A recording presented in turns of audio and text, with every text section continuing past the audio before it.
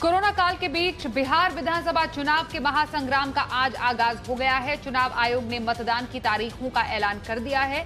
मुख्य चुनाव आयुक्त सुनील अरोड़ा ने कहा कि बिहार में 3 चरणों में मतदान किए जाएंगे। पहले चरण का मतदान 28 अक्टूबर को होगा, दूसरे चरण का मतदान 3 नवंबर को होगा, तीसरे चरण के लिए 7 नवंबर को वोट डाले जाएंगे और 10 नवंबर को वोटों की मतगणना की जाएगी। बिहार में एक बार फिर मुकाबला नीतीश कुमार की अगुवाई में एनडीए बनाम तेजस्वी की अगुवाई में महागठबंधन के बीच है। Date of poll 28 October. Counting of votes 10th November, but that will be for all the phases, right? Date of poll 7th November, 7th November. Counting of votes 10th November. Date of poll 3rd November. Counting, as I said earlier, 10th November.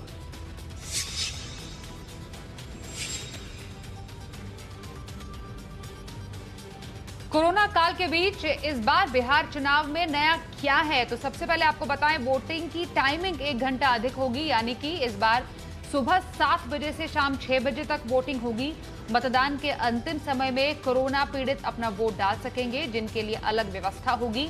इसके अलावा चुनाव में 6 lakh PPE kit, 46 lakh mask, 7 lakh hand sanitiser, 6 lakh face shield का इस्तेमाल किया जा सकेगा। एक बूथ पर 1000 मतदाता होंगे। 80 साल की उम्र तक के लोग पोस्टल बैलेट से वोट डाल पाएंगे। घर घर जाकर प्रचार करने के लिए 5 से ज्यादा लोग नहीं जाएंगे। खास बात यह है कि उम्मीदवार अपना नामांकन ऑफलाइन के साथ साथ ऑनलाइन भी कर पाएंगे।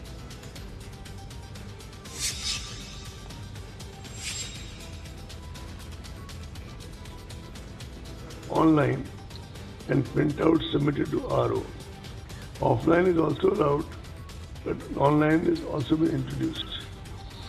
Besides all this, security money can also be deposited through online mode.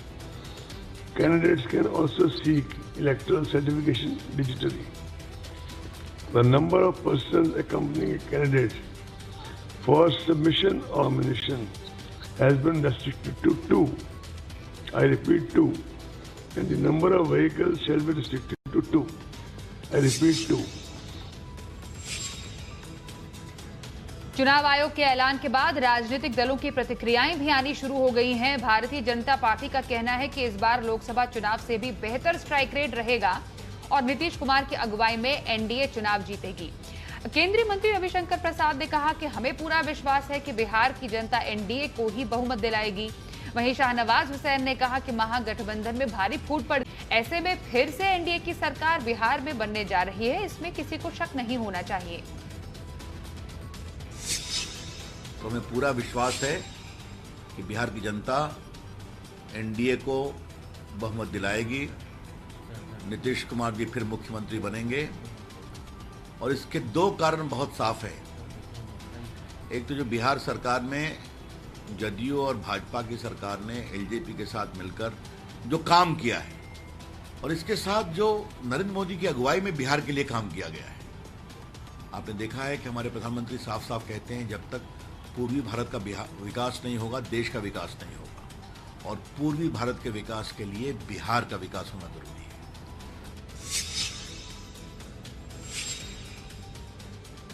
वहीं नेता प्रतिपक्ष तेजस्वी यादव ने कहा है कि इस बार हमारी जीत तय है। उन्होंने कहा कि बिहार के मुख्यमंत्री किसी का हालचाल नहीं लेते हैं। नीतीश कुमार जी के राज में सबसे ज्यादा अपराध हुए, वो भ्रष्टाचार के भीष्म पितामह हैं। बिहार की जनता ने मूड बना लिया है जनादेश के अपमान का बदला लेने का। जैसे भी चुनाव है हम तैयार हैं और इस बार एनडीए का सफाया होना तय है। बिहार की जनता नीतीश कुमार जी के सरकार से बदला लेगी। जनता जानती है कि ऐसा कोई सगा नहीं जिसको नीतीश कुमार ने ठगा नहीं। तैयार है और खास तौर पे बिहार की जनता जो है वो तैयार है।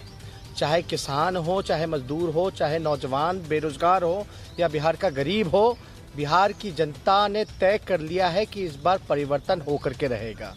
15 साल तक इन लोगों ने जो है जनता का शोषण करने का काम किया। रोजगार के लिए, शिक्षा के लिए, चिकित्सा के लिए लोगों ने जो पलायन किया है, लोगों में भारी आक्रोश है।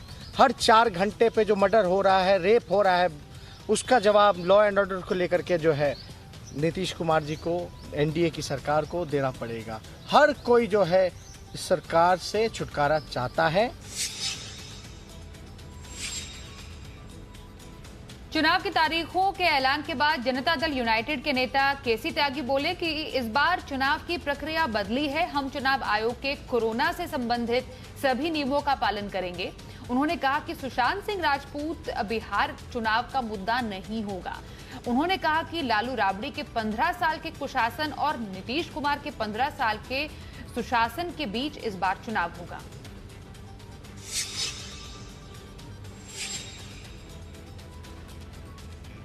प्रधानमंत्री नरेंद्र मोदी संयुक्त राष्ट्र की 75वीं वर्षगांठ पर महासभा को संबोधित करेंगे। कल शाम 6:30 बजे पीएम मोदी का यूएन में संबोधन होगा।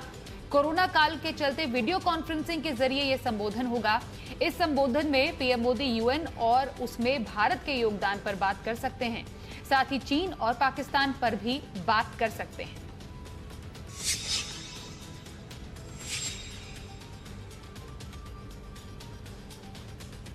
किसानों से जुड़े बिल के विरोध में आज देश भर के किसान संगठनों का भारत बंद शुरू हो चुका है। देश के कई हिस्सों में किसानों के प्रदर्शन शुरू हो चुके हैं, लेकिन पंजाब को छोड़कर इस आंदोलन का बाकी जगहों पर ज्यादा असर देखने को नहीं मिल रहा। किसानों के 30 से ज्यादा संगठनों की ओर से बुलाए गए इस आंदोलन को कई सियासी पार्टियां भी समर्थन दे रही हैं। संसद में पेश कृषि बिल के खिलाफ पंजाब में 24 से 26 सितंबर तक रेल रोको आंदोलन चल रहा है। कई जगह सड़कों पर भी किसान धरना दे रहे हैं।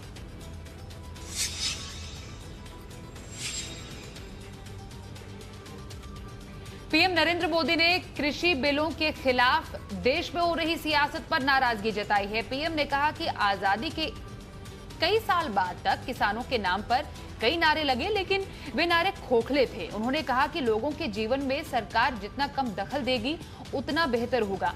पीएम ने कहा कि किसानों से हमेशा झूठ बोलने वाले कुछ लोग अपने राजनीतिक स्वार्थों की वजह से किसानों को भ्रमित करने में लगे हैं। ये लोग अफवाहें फैला रहे हैं। किसानों को ऐसी किसी भी अफवाह से बचाना भाजपा कार्यकर्ताओं की जिम्मेदारी है। हमें किसान के भविष्य को उज्जवल बनाना है।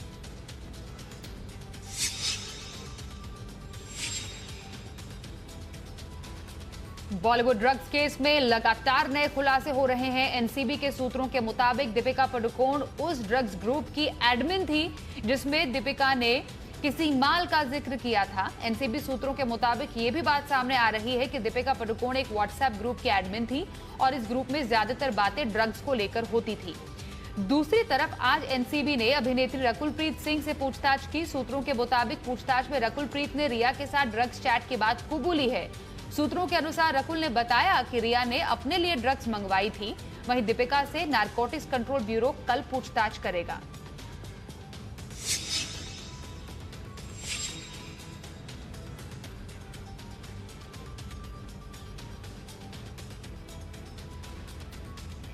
देश में कोरोना का आंकड़ा लगातार बढ़ता जा रहा है। बीते 24 घंटों में 86,000 से ज्यादा नए मामले सामने आए हैं। इसके साथ ही देश में संक्रमितों की संख्या 58 लाख के पार पहुंच चुकी है। बीते 24 घंटे में कोरोना से 1141 लोगों की मौत हुई है। अब तक महामारी ने 90,000 से ज्यादा लोगों की जान ली है। हालांकि अच्छी बात यह है कि कुल 58 लाख मामलों में से 47 लाख से ज्यादा लोग ठीक हो चुके हैं। देश में मरीजों के ठीक होने की दर 81.74% है। मृत्यु दर 1.59% पर है। मौजूदा समय में 9,70,000 से ज्यादा मरीजों का इलाज चल रहा है। आईसीएमआर के मुताबिक देश में 24 सितंबर तक कुल 6 करोड़ से ज्यादा नमूनों की जांच की गई है। इसमें गुरुवार को लिए गए 14 लाख नमूने शामिल हैं।